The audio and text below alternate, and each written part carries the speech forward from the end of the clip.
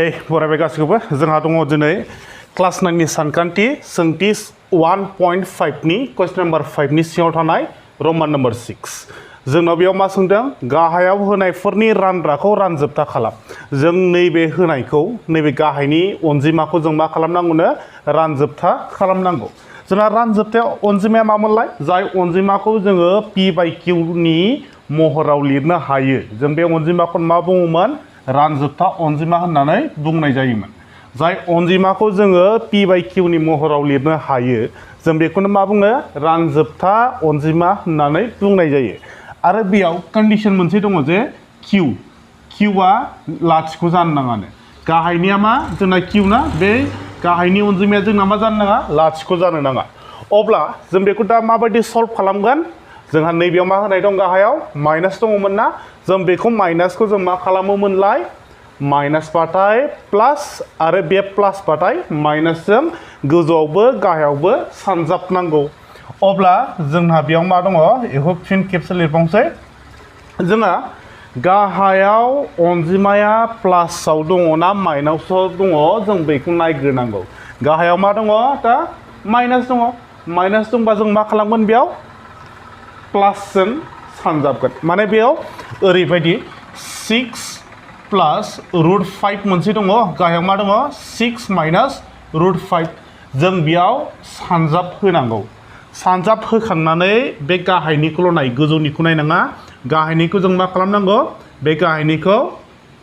बे माइनास दं नालाय बेयाव प्लास खालामहैनोसै माने नैबेखौ जोङो 6 बे 6आ नैबे 6 बे माइनासखौ जोङो मा खालामनांगौ प्लास खालामबाय आरो मा दंबावो रुट 5 बे रुट 5 खौ लिरबाय आरो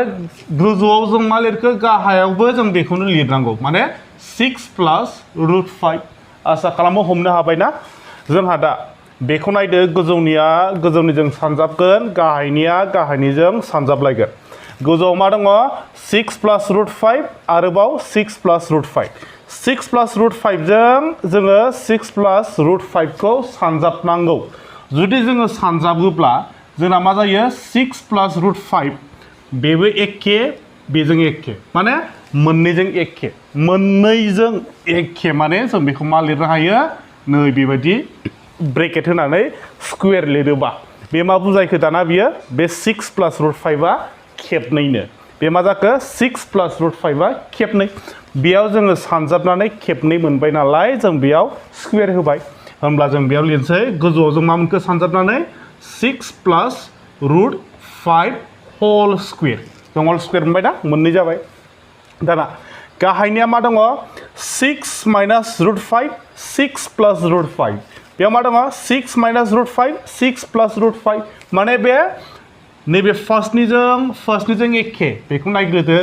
सेकेन्डनिजों एखे मात्र जोंना सिम्बला मा बेयाव माइनास नैबेयाव प्लास जुदि जोंहा बिदि थायोब्ला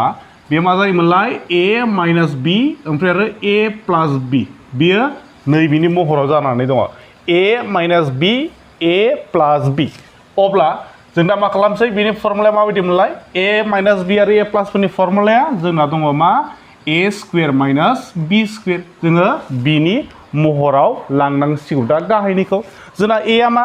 6 ना जों बेयाव 6 खौ लिरदो फर्मुलायाव मा दङ स्क्वेर दङ बेयाव स्क्वेरखौ होफादो फर्मुलायाव मा दङ माइनास नैबे माइनासखौ होदो b स्क्वेर जोंना b आ मा नैबे रुट 5 आ रुट 5 नि स्क्वेर होमब्ला दाना मा जाखो गोजौआव मा जानानै दं दाना a plus b whole square गोजौआव मा जादों a plus b whole square होमबा जोंहा फर्मुलाया मा दंमोनलाय a प्लस b होल स्क्वेरनि फर्मुलाया a square plus 2ab plus b square जों बे गोजौनिखौ नैबेनि महराव लांनांसिगौ जोङो होमब्ला जोंहा फार्स्टआव मा दङ a स्क्वेर a आव बे जोंना 6 आना होमबा जोंना मा 6 स्क्वेर बिनि उनाव मा दङ प्लासखौ लाबोदो फर्मुलायाव मा दङ 2 दङ बे 2 खौ लाबोदो ओमफ्राय आरो मा a आ जोंना बेसेबांमोनलाय 6 आ a बेयाव सानजाब 6 आरो मा दंबावो b नो आरोबाव b आ जोंनाव बे रुट 5 आ b होमबा सानजाब रुट 5 बे b जाबाय माने 2ab बेयाव 2ab दं नालाय जों बेखौ 2ab लिरबाय आरो प्लास दङ प्लासखौ होदो b स्क्वेर जोंना बेयाव बे रुट 5 होमबा रुट 5 नि स्क्वायर गाहायाव दाना मा दङ दाना जों बेखौ सल्भ खालामसै 6 नि स्क्वायरनो 6 नि स्क्वायरा बेसेबां जायो 6 सानजाब 6 जों जों बेसेबां मोनो 36 बेयाव लिरदो बेसेबां 36 माने 6 नि स्क्वायरखौ जों बेयाव 36 लिरबाय बेयाव मा दङ दानख' होबाय रुट 5 स्क्वायर रुट 5 नि स्क्वायरा माबायदि जायोमोनलाय रुट 5 नि स्क्वायरा जोंहा नैबे स्क्वायरजों सरि नैबे रुटजों स्क्वायरजों दानजालायो रुटजों स्क्वायरजों दानबाय जोंना मा आग्लायखो मात्र 5 आग्लायबाय बेयाव 5 खौ लिरदो 5 खौ होबाय ना दाना जोंहा गोजौआव दंबावो बेखौ आरोबाव सल्भ खालामबावनांगौ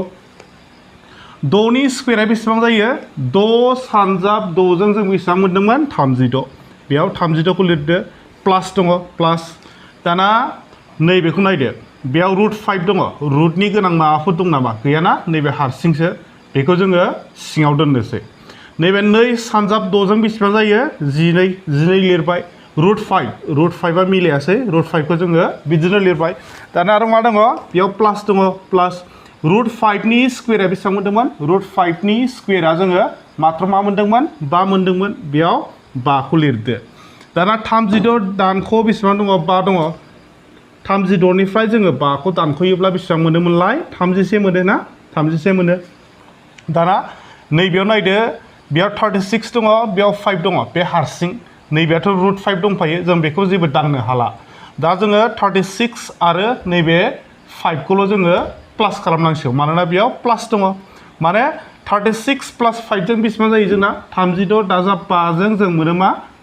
41 जों बेसेबां मोनैखो 41 सिम्बोला मा दङ प्लास दङ बे बेसेबां 12